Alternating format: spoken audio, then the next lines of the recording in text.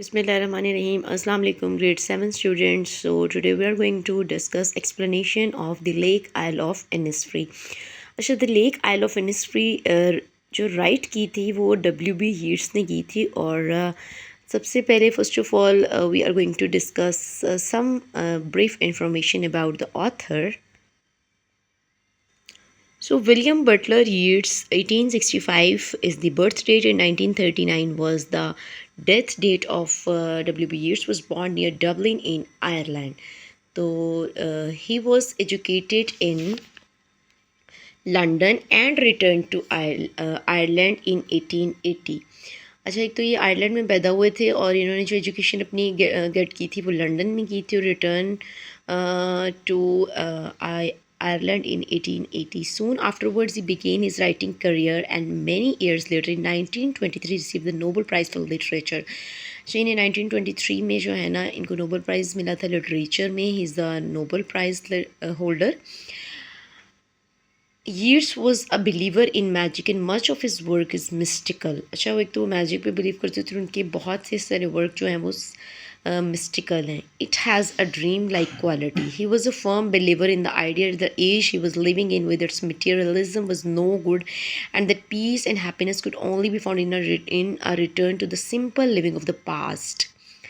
अच्छा, वो इस पोएम में भी हमें ये चीज़ देखने को मिलती है कि वो उनकी जो ओपिनियन थी वो ये थी कि जो मटीरियलिज़म जो हमारी है, यानी एक मैन मेड जो लाइफ है उसको वो लाइक नहीं करते थे और वो लाइक करते थे नेचर को. और अगर आप पास्ट में उन्होंने क्योंकि अपना चाइल्डहुड जो है वो टाइम वो एक विलेज एरिया में स्पेंड किया होता है तो नेचर के करीब, तो उनको वो चीज़ें जो है ना वो बहुत ज़्यादा वो समझते थे कि हमें सुकून वहीं मिलता है बेशक हम किसी सिटी में जाते हैं. He was fed up with the city life. In this poem, Yeats show clearly that even if he has to live in the city with all its ills, he can find happiness and feel in his heart's core the beauty and peace of a far distant isle. जो तो यहाँ वो ये चीज़ जो मैंने आपको पहले बताई है कि बेशक वो सिटी में रह रहे होते हैं, सिटी में हर तरह की सहूलत मौजूद होती है, लेकिन उसके बावजूद उनको पीस जो है ना, उनको सुकून जो है ना वो वहीं मिलता है जहाँ पे उन्होंने अपना बचपन स्पेंड किया था.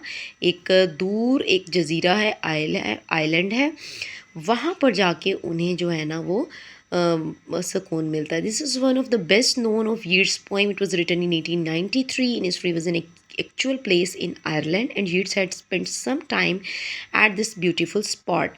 The poet was so attracted to the place for the reasons he gives in this poem. It is peaceful, it is quiet and it is surrounded by nature.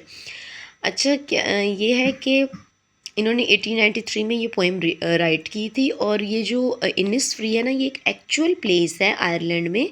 ये कोई एक इमेजिनेटिव पोएम नहीं है, एक actual poem place है, एक actual beautiful spot है जहाँ पे यीट्स जाते हैं और उनको वहाँ पे सुकून मिलता है क्योंकि वो एक क्वाइट जगह होती है और इर्द गिर्द उसके क्या होता है नेचुरल थिंग्स होती हैं like trees and fields, all this things. So moving towards the poem. It is a 12 lines poem and it consists 3 stanzas. Each stanza consists of 4 lines. It means it's a quatrain. हर वो poem जिसके like एक stanza में 4 lines होती हैं उसको हम quatrain बोलते हैं. I will arise and go now and go to Innisfree. मैं उठूँगा और जाऊँगा. कहाँ जाऊँगा? इनिसफ्री जाऊँगा, उस जगह जाऊँगा जहाँ उसे पीस मिलता है. And small केबन build their. और वहाँ पर एक छोटी सी हर्ड बनाऊँगा, एक छोटा सा रूम बनाऊँगा क्ले, चिकनी मिट्टी का. एंड बैटल्स मेड, बैटल्स कहते हैं जितने भी आपके लकड़ी और घास फूस से जो हमारे कानों से बनी होती है ना छतें, उनको जैसे हर्ट बनी होती है ना like this in this poem इस टाइप की हर्ट बनेगी क्योंकि विलेज एरियाज़ में हर्ट जो बनाई जाती हैं, झोंपड़ियाँ जो बनाई जाती हैं, रूम्स बनाए जाते हैं, तो उस टाइम पे वो किस तरह से बनाए जाते हैं वेटल से और क्ले से. 9 bean rows will I have there hive for the honey bee. जो वहाँ और क्या होगा वहाँ पर 9 बीन रोज़ होंगी. रोज़ इस तरह कतारें जिसमें जो है वो बीन यानी लोबिया जो होता है वो लगा होता है. और हाइव किसे कहते हैं? छत्ते को. फॉर द हनी बी का छत्ता भी वहाँ पर होगा. And live alone in the bee loud glade. अब यहाँ पर जहाँ पर भी बी का हाइव होता है वहाँ पर मक्खियों के भिनभिनाने की आवाज़ जो है ना वो भिन आ रही होती है। तो बी लाउड ग्लेड यानी उस जगह पर, उस खुली जगह पर जहाँ पे मक्खियों का छत्ता होगा, वहाँ पर क्या होगा, उस शोर में मैं वहाँ पर अकेला रहूँगा। Now moving towards the second stanza, and I shall have some peace there, for peace comes dropping slow. और वहाँ पर मुझे जो है ना वो सुकून होगा, और सुकून मुझे किस तरह से आएगा, ड्रॉपिंग स्लो, आहिस्ता आहिस्ता से जैसे आता है उसी तरीके से मुझे आहिस्ता आहिस्ता जो सुकून मिलना शुरू हो जाएगा। Dropping from the veils of the morning to where the cricket sings. अच्छा, यहाँ पर किस तरह से ड्रॉप करेगा, किस तरह से आएगा, जैसे कि वेल्स ऑफ द मॉर्निंग, जैसे कि सुबह, जैसे ही सुबह का टाइम हो रहा होता है आहिस्ता आहिस्ता जो है वो रात की जो वेल होता है वो उतरता जाता है, और सुबह की जो मिस्ट होती है वो आहिस्ता आहिस्ता जो है वो हर कहीं स्प्रेड होती है। जहाँ पर क्रिकेट जो होता है एक छोटा सा इंसेक्ट होता है जो कि गाता है, जिस तरह जहाँ वो गाता है, there midnight's all a glimmer. Glimmer कहते हैं टिमटिमाने को, चमकने को। जहाँ पे मिड नाइट जो होती है, आधी रात जो है वो सितारे टिमटिमाते हैं, चमकते हैं, जिसकी वजह से पूरा आसमान जो है वो ग्लिमर करता है। And Noon a purple glow, और नून और दोपहर जो है वो किस तरह की रंग की होती है, पर्पल ग्लो उसका कलर होता है। And evening full of the Lynette swing, और शाम किस तरह की होती है, लिनेट होता है एक स्पैरो टाइप का बर्ड होता है, और उसके पंखों जैसी, उसके परों जैसी जो है ना वो शाम होगी। आई will arise and go now, मैं उठूँगा और जाऊँगा, for always night and day, और मैं हमेशा रात दिन इसी बारे में सोचता हूँ।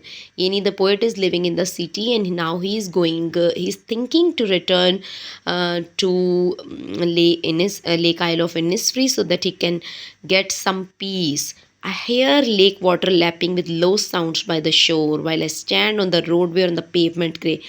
अच्छा, यहाँ पर वो कहते हैं जब मैं रोडवे पे खड़ा होता हूँ, यानी सिटी में, या मैं पेवमेंट का मतलब होता है फुटपाथ, जब मैं फुटपाथ पे खड़ा होता हूँ या जब मैं रोडवे पे खड़ा हूँ तो मैं सुनता हूँ, क्या सुनता हूँ, लेक वाटर, झील का पानी जो कि लैप कर रहा होता है, जो कि आहिस्ता आहिस्ता जो है ना वो गिर रहा होता है, मैं झील के पानी के गिरने की आवाज़ को सुनता हूँ।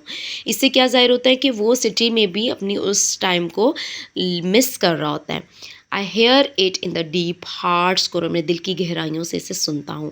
So this is a very simple poem, and in this poem the poet has given a message that you cannot get peace in the city life, but instead you can get peace in village life, surrounded by nature. All the beauty is there where there is nature. So I hope this will help you out. Thank you so much.